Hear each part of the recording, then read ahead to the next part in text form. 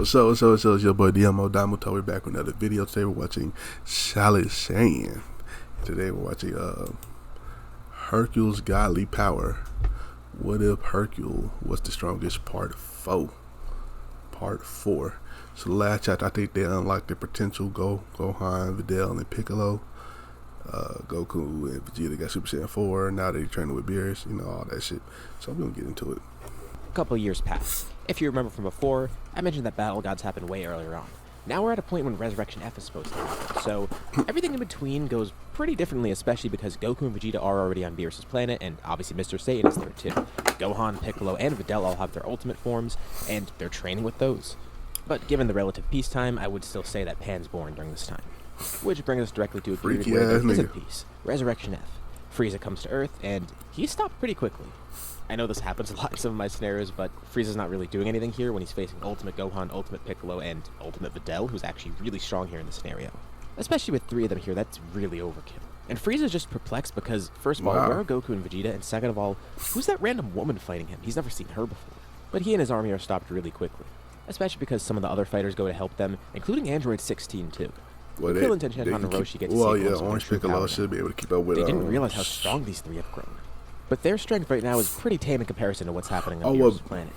Thankfully, this is an April Piccolo Fool's get Orange so Piccolo yet? You can get a little bit more freedom with things that I do here. Don't worry, I'm not going to get too crazy, but you'll see what I mean in a bit. Because now we shift over to Beerus' planet. Mr. Satan's still training with the Saiyans, and he's bummed to not have any forms of his own, especially because Goku and Vegeta now have surpassed Super Saiyan God. Of course, Beerus didn't even know what that was in the first place, and they kind of unlocked it inadvertently. Wow, looks like he has 3 godly rivals, especially because with all the time they've been training there, they definitely have Blue by now. And have even gone beyond that a bit too.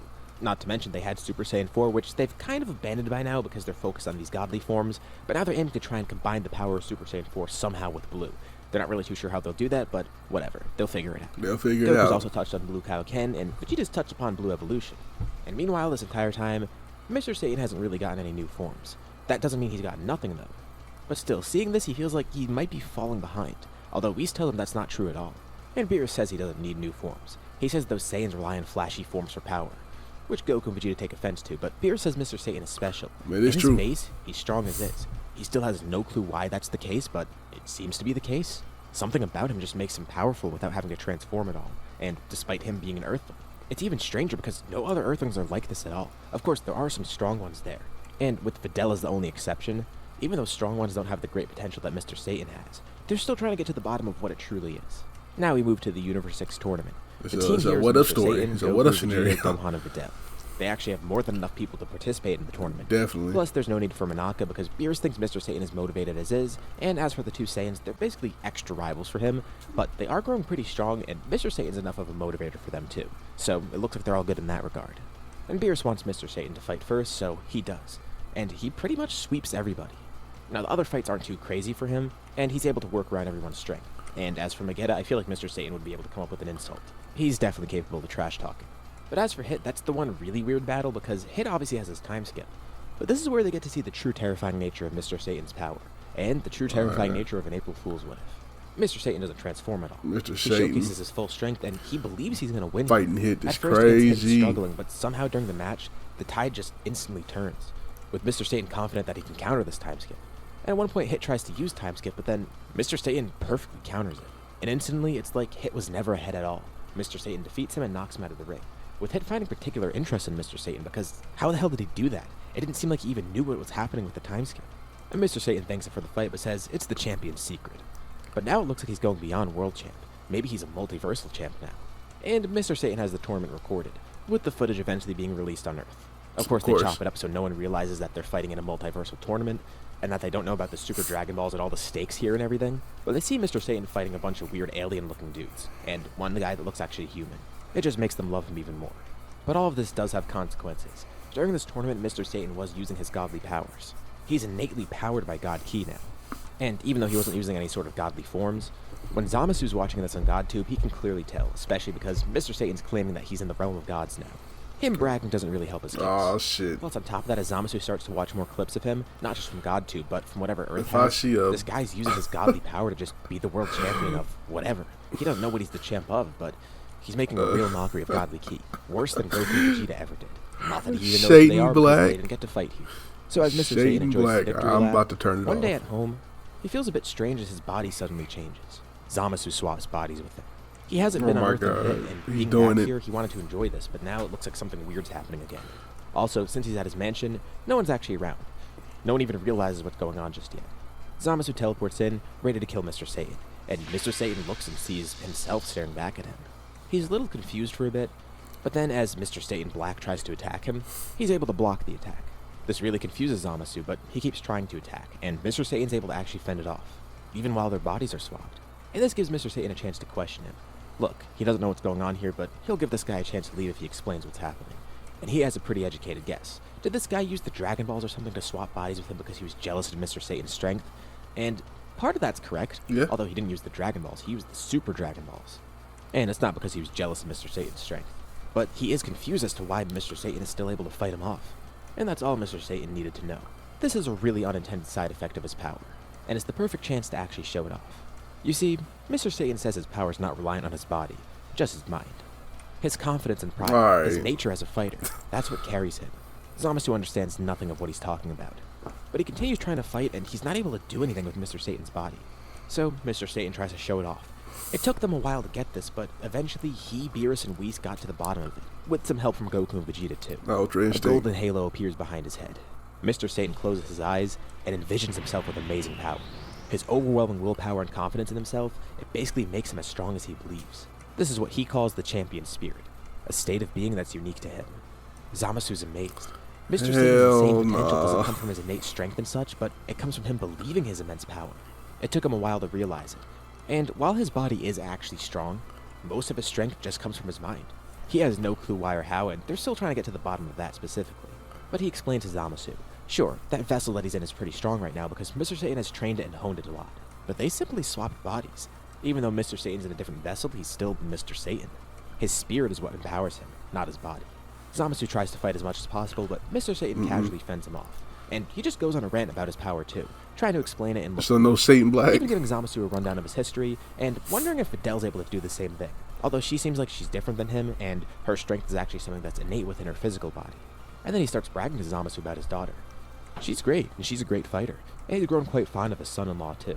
Zamasu's just perplexed as Mr. Satan rambles on about his personal life. He's not even talking about fighting anymore, he's just fighting casually. He doesn't even seem to care that his body's been swapped. It's like Mr. Satan's delusions of grandeur in the original story, they're actually reality here. And Zamasu's mortified. This is the power of the champ. This is the power of an April Fool's scenario. This is the one person a body swap won't do anything to. And Mr. Satan knocks Zamasu out. Now, some of his power has been taken away because part of it did come from his physical strength, but most of it came from his mind, so he is still able to win here. But what now? That's funny. He can't keep this body because no one will recognize him. And he can't kill Zamasu either because that's his body. And he tries his best to swap. He doesn't know how to I do mean, it. they but he tries to understand. swap They his soul. understand. Go talk to Whis and Goku. Beerus then come over because they were on Earth this entire time. And they sense the fight going on. They see Mr. Satan unconscious on the ground, and the Supreme Kai of Universe 10, Zamasu. Beerus is immediately angered and asks him to explain. And Mr. Satan quickly blurts out an explanation, and it actually works thanks to Whis. Because from what he could tell, Mr. Satan's telling the truth. They actually did swap bodies somehow. Oh well, it's a shame that this happened. They're going to have to inform the gods of Universe 10, and that's probably not going to be a pretty sight. And Mr. Satan asks what they're supposed to do now. Well, even though the wish was granted by the Super Dragon Balls, Zamasu simply just wished to swap bodies. It's not like he's immune to the inverse. Right. The issue is the Dragon Balls probably wouldn't be strong enough to affect Zamasu, so they could either get the Super Dragon Balls, or Whis could just try to pull this off himself. Body swapping isn't something particularly hard, and for a guy who could resurrect people, Whis says he could probably figure out a way to reverse it himself. Beerus says he'll take Zamasu and he'll keep him under watch on his planet.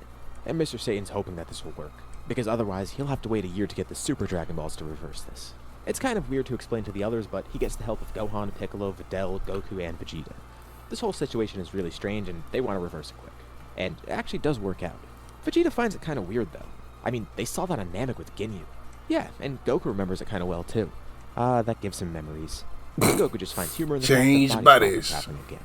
Zamasu was brought back to Universe 10, with Beerus and Whis escorting him there. And since I the hate gods that there were nigga, already bro. alerted, Ginyu is Gowazu's fucking there very stupid. disappointed, and Rumshi's there too. And he actually does the deed this time, apologizing to Beerus, which Beerus actually finds humor in, seeing another god of destruction bow to him. He tries to not laugh, but he accepts it. Back in Universe 7, Mr. Satan explains to Whis what happened, and he got to see more of his champion spirit in action. Up until very recently, he had no clue how to control it willingly, because he didn't realize it was a thing. And now Whis is getting more info on it too. It seems there's a physical limit to his body, so it's not like he could just imagine himself as strong as Zeno or someone. But there's a certain extent that he could power himself up just due to his imagination, essentially. That's fire. It's similar to Ultra Ego in a sense. Not that they know what that is, but using it here as an example, with that, a battle spirit could fuel somebody with Ultra Ego. So think of it like that, but instead with Champion Spirit, it's based on confidence and willpower, which is somewhat similar, but also doesn't need a direct fight to empower him, and he's not going to get stronger from taking attacks. Plus the obvious fact that it's not using a God of Destruction's power, but his indomitable will carries him. If he believes he could win against opponents without crazy powers, he can't actually win against them. Beerus's will and confidence was so overwhelming that it didn't work on him. Also, Beerus knows this is an April Fool's what if, so those gags don't pertain to him. Plus, his stamina and ki are always finite, so he's going to need to train his body to actually further this power. But this is a godly power for him, an ultra form. Hercule, the strongest one, really that's funny. There's also some other consequences to this arc, because future Zamasu is never influenced by Black. Right. Since Mr. Satan Black was essentially the Goku Black here, this basically negates the entire arc. Mr. Satan killing Zamasu doesn't split the timelines and create a quote-unquote new one. I'll throw the chart up here on screen so you can kind of get what I mean here, because it's always kind of weird to explain, at least without a visual aid. So this timeline where Goku Black is born is where we are. This branched off one doesn't happen, and since there's no messing with timelines here without Mr. Satan Black going to the future timeline, none of that happens, and future Zamasu is never influenced by him. Okay. So Trunks' timeline is completely safe, relative to the fact that it's not completely destroyed. There's still a lot of stuff going on there. Rip Shin, Kibito, and Beerus. The others are all still furthering their power too. We're getting pretty ridiculous here, and everyone's going to be stronger as is. So for Goku and Vegeta, they're still struggling to combine Super Saiyan 4 with their godly powers, but they're kind of going about it differently now. Seeing what Gohan and Videl did with their power and how they used Ultimate to unlock their latent potential, they try and go a different route too.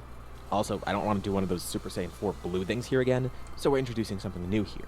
As Goku and Vegeta work on it, they remember the limit-breaking properties of Super Saiyan 4. They don't simply need to combine Great Ape with Super Saiyan Blue. Rather, they want to focus on the innate boost that Super Saiyan 4 gives them, the limit-breaking principle that lies beneath it. It's a very specific concept to the form that they're trying to grasp, then utilize, then stabilize, then maintain. Then use that knowledge to put it into Super Saiyan Blue. And with Vegeta touching upon Blue Evolution, he wonders if that ties into it somehow, but he's not quite sure yet, so he still has to work on it. But he's not the only one going about this. Back on Earth, Gohan and Videl are keeping up with their training too as well. Videl being the biggest influence on Gohan, of course. As you can see throughout this entire story, she's been way more motivated, and she's the more dominant one here. Which means what she does, Gohan does. She wears the pants in the relationship. She doesn't know if she could access the champion spirit that Mr. Satan has, but that is what she wants. And she wonders if Gohan could go beyond his power too somehow. And Piccolo tries to work on his own as well because he remembers Shenron mentioning something extra, but he's not quite sure what he meant by that. So more time does pass, and eventually we do get to the Tournament of Power, which will be a perfect opportunity for everyone to show their powers off.